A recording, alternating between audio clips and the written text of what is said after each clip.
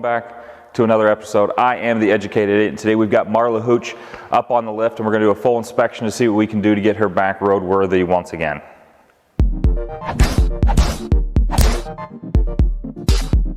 First part of the inspection is getting it up and supported so we can get the wheels off. Obviously, we've got it up on the lift so we can physically get underneath it and see what's going on there.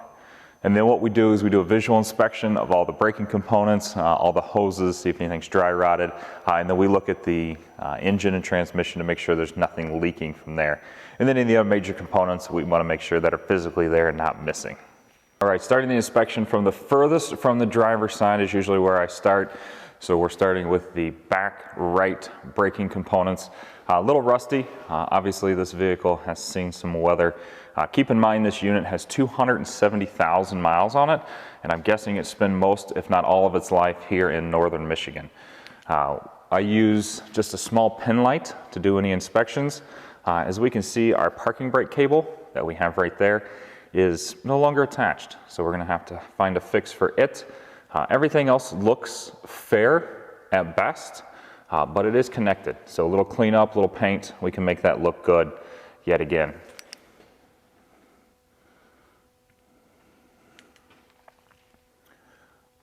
Looking for any leaks under the vehicle.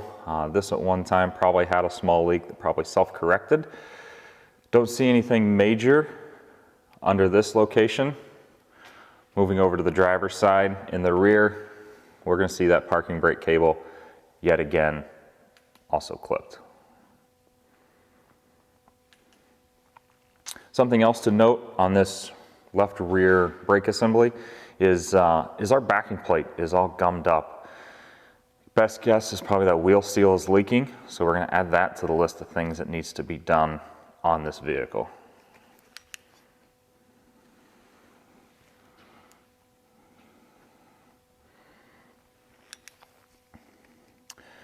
Gas tank shield, mostly there. I'd give that about a 60%. Something we should definitely address before we hit the trails with it.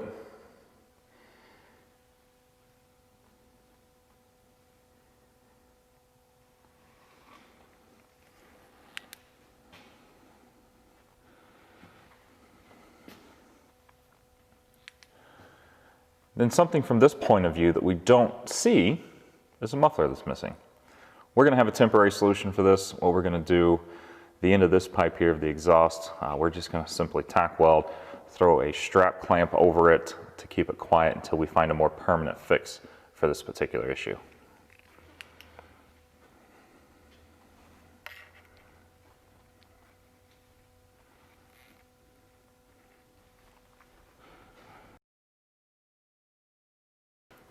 Moving from the back of the transfer case forward, we see some residue, what looks like some sort of fluid leak.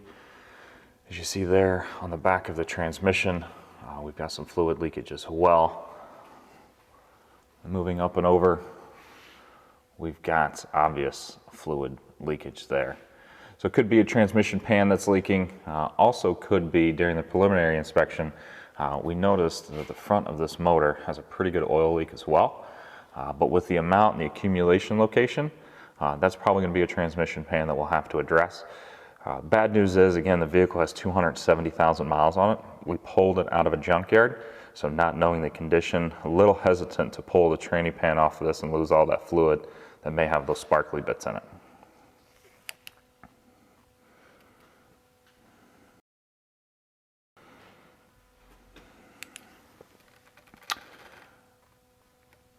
Passenger side front, we've got a CV boot that's going to need to be replaced. We will look at it and see if there's any clicking or any binding inside of that CV joint to see if it is actually just the boot or if we need to replace the whole axle on this unit.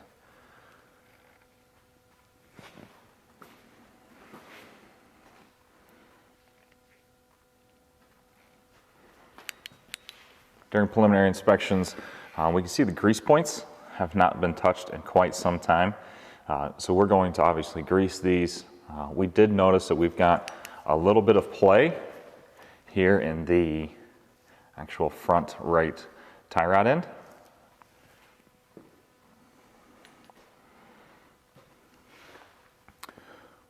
Motor mounts have seen better days. We'll put that on the list.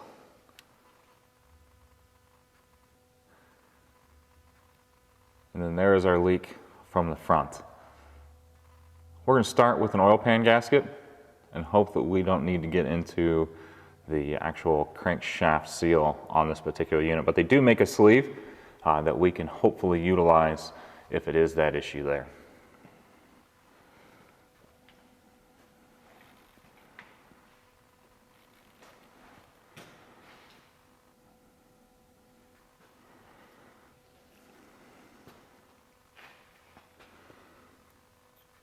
Driver's side CV boot seems to be okay. Again, a little bit of surface rust, but overall, I am not disappointed with the condition of this vehicle from underneath.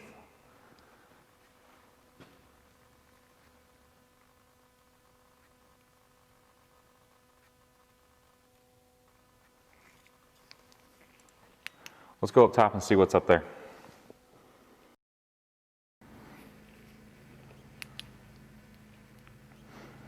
All right, top side of the motor.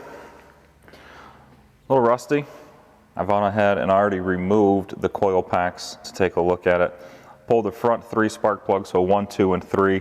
A little dilapidation on the anode itself, so we're going to replace those as just general maintenance. But I don't see any major leaks. In that far back corner, we do have a little bit of what appears to be the valve cover gasket leaking.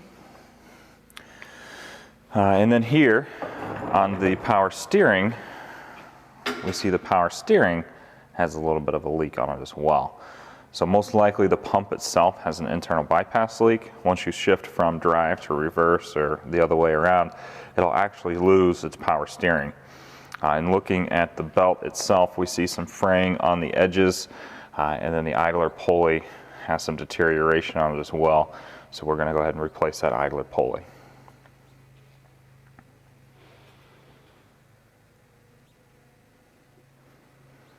Any other general maintenance items such as air filters, we've already tested the coolant system because that was of concern when we originally pulled this out of the junkyard, but it is rock solid and no leaks currently, so fingers crossed that continues to be the same. So I'll take you to the next step of my inspection, which is generally go ahead and draining the oil out of it to see the condition of it. All right, draining the oil, extremely simple, but I usually go with a white latex glove for multiple purposes, but that way I can see the color and condition of the oil, and also a white rag. That way I can see the color and condition of the oil as it comes out. And as we can see, either we've got nothing or it's thick. Thick. So that is slightly disappointing. So 2 options to move forward from here. Number 1, what we can do is fire it up, see if we can get it warm, and then get this oil viscosity to bump a little bit. That way it'll come pouring out. Second option, and probably what we're going to end up doing, is sending an endoscope in to take a look and see what is physically in there. So let's see what we've got.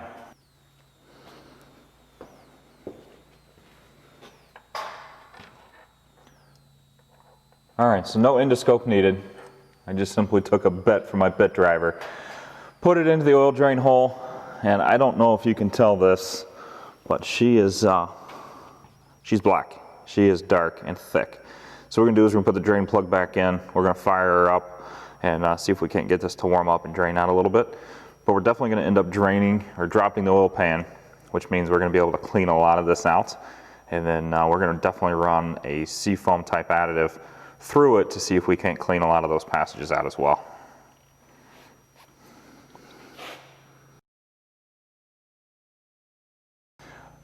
All right, so curiosity got the best of me. I just had to know what was inside that engine. So I went ahead and did a real botch job welding up the muffler so I can run it inside without going deaf. And then we dropped the drain plug, did another quick inspection of it. There's nothing to see when you put the endoscope in there. So we let it run for about 5 minutes. Once the muffler was on, you can tell this thing is knocking badly. So we're gonna do the best job we can to get this camera angle here. But pulled the oil filter off, and there is just a mountain of sludge. So we've got a couple options. Option one is obviously going to be replacing the engine. I don't want to knuckle into that quickly, so we're going to explore some other options to get rid of the sludge inside the engine as cheaply as we can. So wish us the best. So the inspection didn't go exactly as we planned.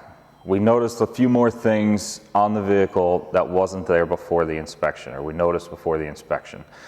Mainly is going to be that sludge inside the engine compartment. We saw the muffler get botched on there just to run it without going deaf inside the barn. Pulled the oil filter off, and it is just an absolute chaos of sludge in there. But we do have options. Kerosene's an option, liquid moly makes a product, and so does seafoam. So we're going to explore those options and see what could be best for us, or possibly even do a comparison and see what works best getting the sludge out of this particular engine. So hit that like and that subscribe button to follow us in the progress of getting this thing back on the road and driving around having fun.